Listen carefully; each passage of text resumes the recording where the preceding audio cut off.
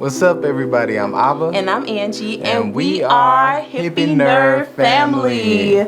Welcome to the family, y'all. How y'all doing today? We know you all are well. Look, this is a much awaited video and we're going to get into it today. We've been asked over and over again, can we get an update? Can we get an update? Would y'all go back to Belize? So we're going to get into it right now. All right, everybody. So if you known that we moved to Belize for like 60 days, we did plan on staying longer, but we just had like a kind of like a rough time there. And it wasn't due to Belize or the people of Belize, but you may have seen our previous video, which you can find right here. And that was called the top 10. But yeah, the top 10 things they don't tell you before going to Belize. And so like my husband said, you can check it out and then watch that as well when you get done watching this one. Right. You know, when we made that video, we were fresh to Belize. Like we were only there for 2 months. And some people that did not watch the video fully through, they don't understand that we were there for a full 2 months. You know, and still that's not enough time to like really give like a judgment on Belize, which we really didn't. And if you really listen to all of the video, which a lot of people came in and listened to just a portion of the video, but if you do listen to all of the video, you'll see that like we were clear about everything that we were saying about Belize, and we were not putting the blame on Belize or the people. We were putting the blame on a certain situation that happened that was kind of unfortunate. Now, what a lot of people say is, you should have did your research before you came. Yeah, a lot of people in the comments are like, we don't think you all did your research before you went. I don't understand what's going on.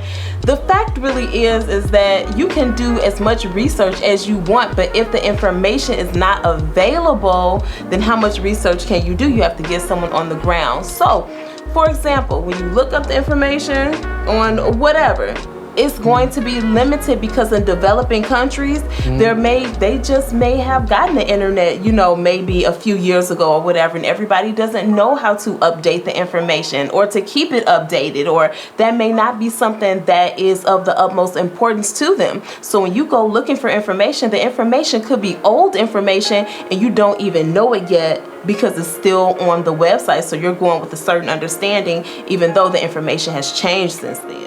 So that's why the videos are so important, and a truthful take of your experience is so very important. Yeah, see, and that's the thing where I feel like, you know, a lot of people just kind of like misconstrued a lot of things that we said. It really was our personal experience in a specific location in Belize, not generalizing the whole country, because you just can't generalize a whole. I don't even want to generalize the whole specific area. Yeah. But you know, like there was a lot of problems where we went. Anybody that has been to Belize, they know that where we went was like the worst place you could have gone to represent Belize. Yeah. So you know, ever since our trip, you know, we have had like a lot of people reach out. Like our last video, that video had like 50,000 hits or whatever. Yeah, and a lot of positive feedback too. A lot of people were like offering us invitations to come stay on their land. And we want to say thank you too to everybody who left the comment and was like, look, if you all choose to come back, I would love to show you all around, because where you all went is a difficult place to navigate. Even for other Belizeans, it's a difficult place to go and to kind of maneuver yourself. So as a quote-unquote foreigner or an expat living there, it's extra difficult. So we want to say thank you to everybody who offered us the opportunity to, you know, come and hang out with them. And a lot of them are Belizean. Like I want to make that clear. Like a lot of Belizeans have actually been like offering us to just come out and stay so they can like give us like a real experience. A lot of people have been like really genuine since that video was released. So I wish we would have met them, you know, while we were there. If we would have met awesome. like for real, different circumstances, I think we'd still be in Belize right now, because this is what we may have not expressed in the last video, and I did want to express it, but maybe it didn't come off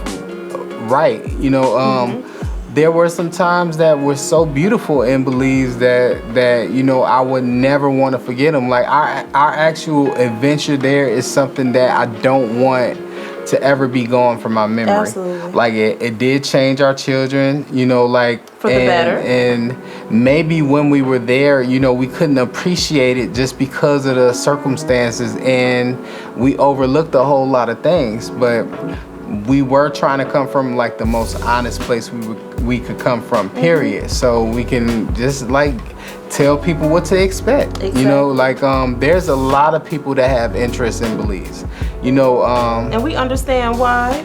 And it's a beautiful place. But at the same time, you know, like a lot of people just want to know, you know, like some people may be interested in Belize, but to the Belizeans that may be healthy to them, or it may not be healthy to them. Like they don't want their homes and housing and all that stuff to those prices to be driven up and stuff like that. So it's like,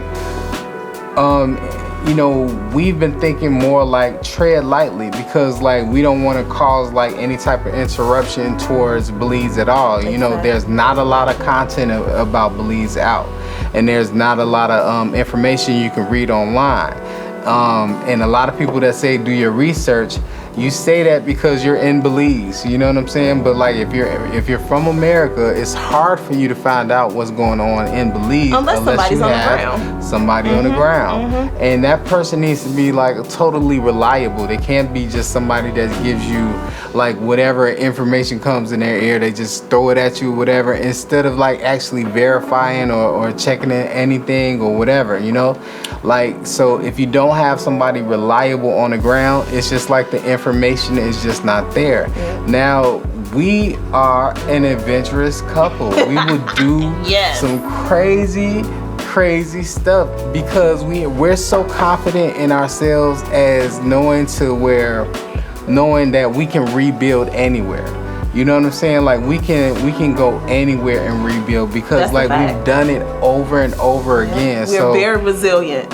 Yeah. At this stage of our life, we were looking for our paradise. We still are at this very moment looking for our paradise. And you know, it could have been Belize. There was something in Belize that we really wanted that we weren't able to achieve in that time, but it could have been Belize, and it may still be. Like for me, I would say I would give it another try.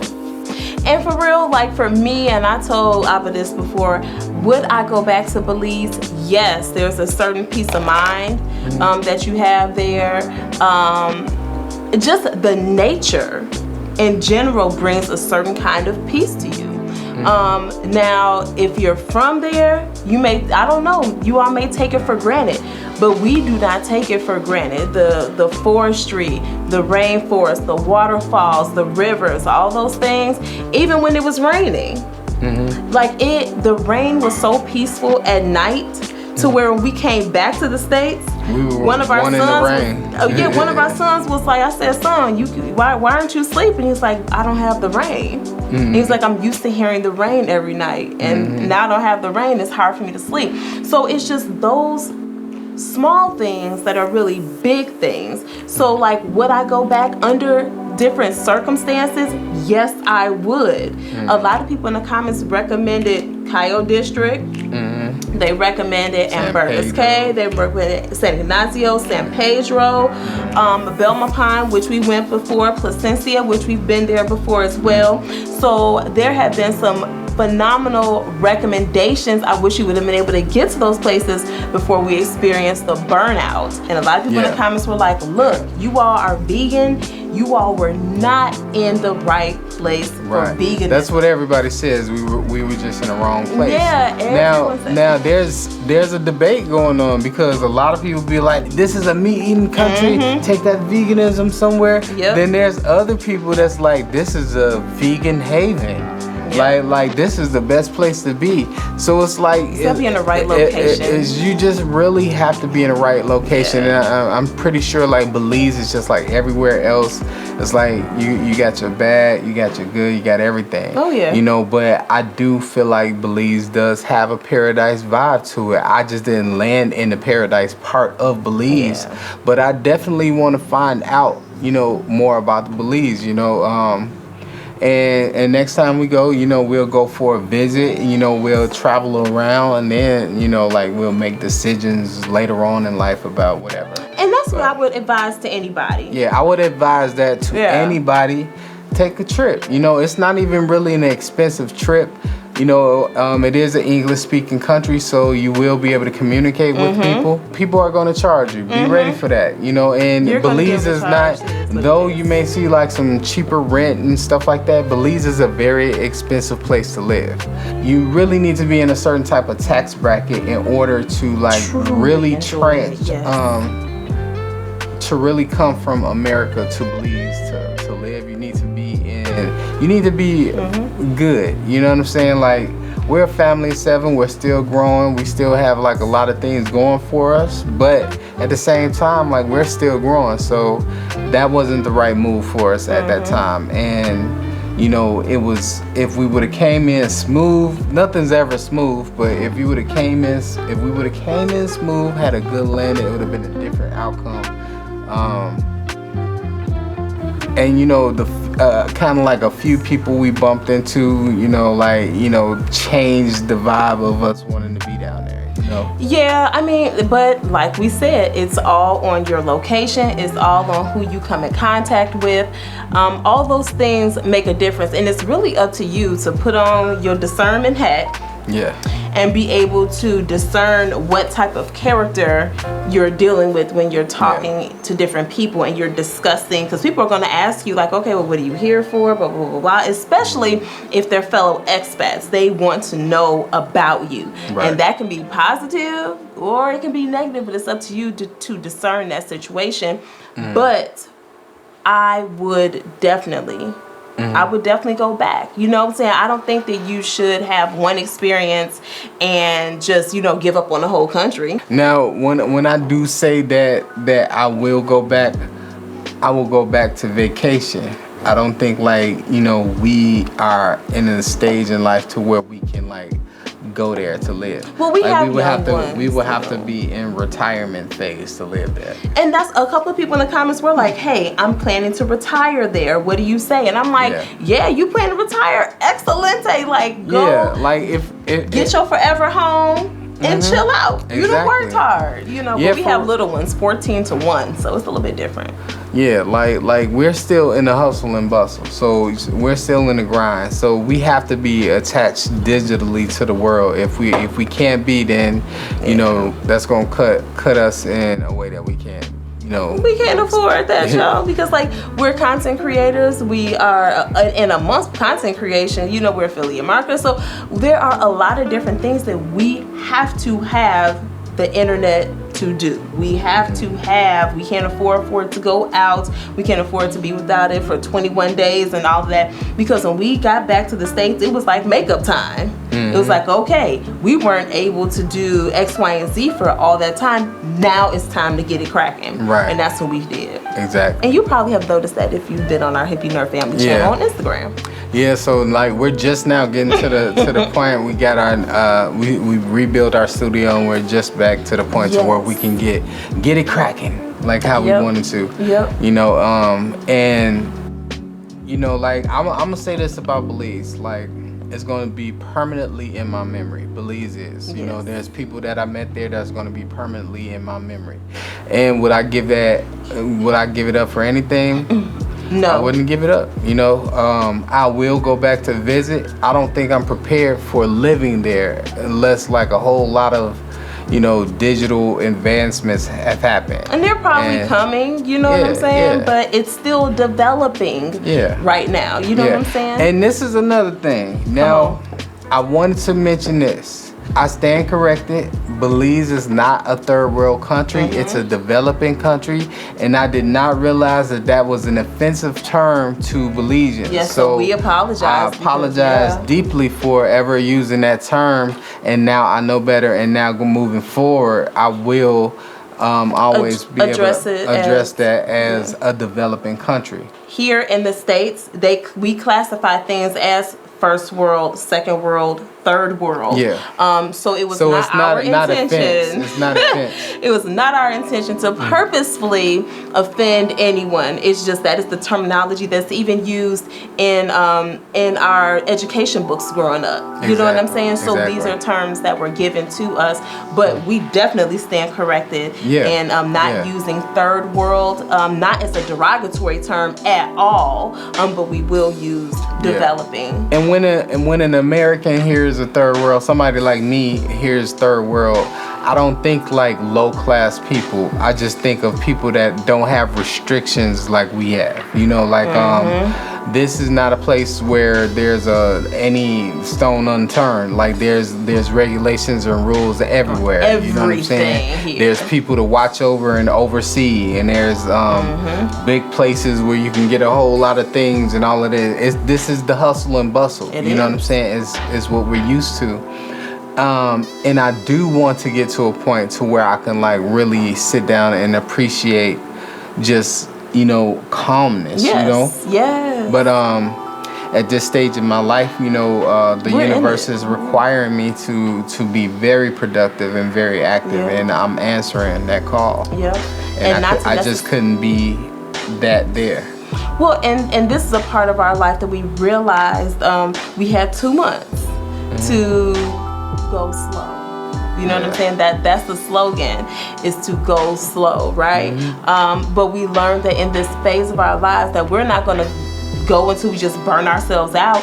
But this is the point to where we are developing things for our children, trying to get things in play, even for our future grandchildren and stuff. So we don't necessarily need to go slow right now. We are in preparation mode. And so we embrace this part of our life. Yeah, because we're trying to retire, you know, very early, super early, because we want to spend, you know, a lot of time just, you know, focusing on our children and their children, and that's right. You know, that's where our real focus is. So we know that in this time we have to go harder than we ever went. That's right. You know, because we have goals and we're going to obtain those goals, and the only way we can do that is if we're somewhere progressive enough to allow us to do it. Yes, to be able to allow us to do what we have to do. You know what I'm saying? And so we've never been on telling anybody, you know, things that are not true, or trying to convince you of an experience that just didn't happen. You know what I'm saying? Like when you get there, we want you to be prepared for certain things, and so that's why we made our previous video. But we're making this one just to let you all know that, like, yes, we would go back. Yes, Belize is a beautiful country. Yes, it is peaceful. But we would go back to visit around the country as well. And not necessarily to live. Right. So that's our conclusion. We would go back to Belize, and actually a lot of people have been like writing us and DMing us about like coming trips, and we're gonna consider a lot of it. So yeah. And I'm hoping that, you know, next time we come, like a Belizean that just saw about our first video. Right. Don't y'all just beat us up. You know? Don't y'all hate us for the last video. That was just, once again, our personal take. On our personal experience. And it was we were trying to be as honest as we can without offending anybody. But, you know, I guess you can never not offend nobody. You know, most of our feedback was positive. It was. But, you know, when you offend somebody, you offend somebody. And, you know, we apologize if anybody was offended. That was not our intention. It was just to tell you all our truth. And not to generalize a whole country. So, Belize, we love Belize. We just had a difficult time in the part we were in. We had a difficult time. Next time we not gonna have it. Next time we won't. Right. And hopefully the people that messaged us will still be around when we come again. Yeah. And on that note, peace. Oh shoot, make sure you like, comment, and subscribe, because if you all have noticed, we are big on the comments. We will respond back to you all. Make sure you like, comment, and subscribe to the channel for more, like, you know, love everything that we do, because we do everything. Peace out.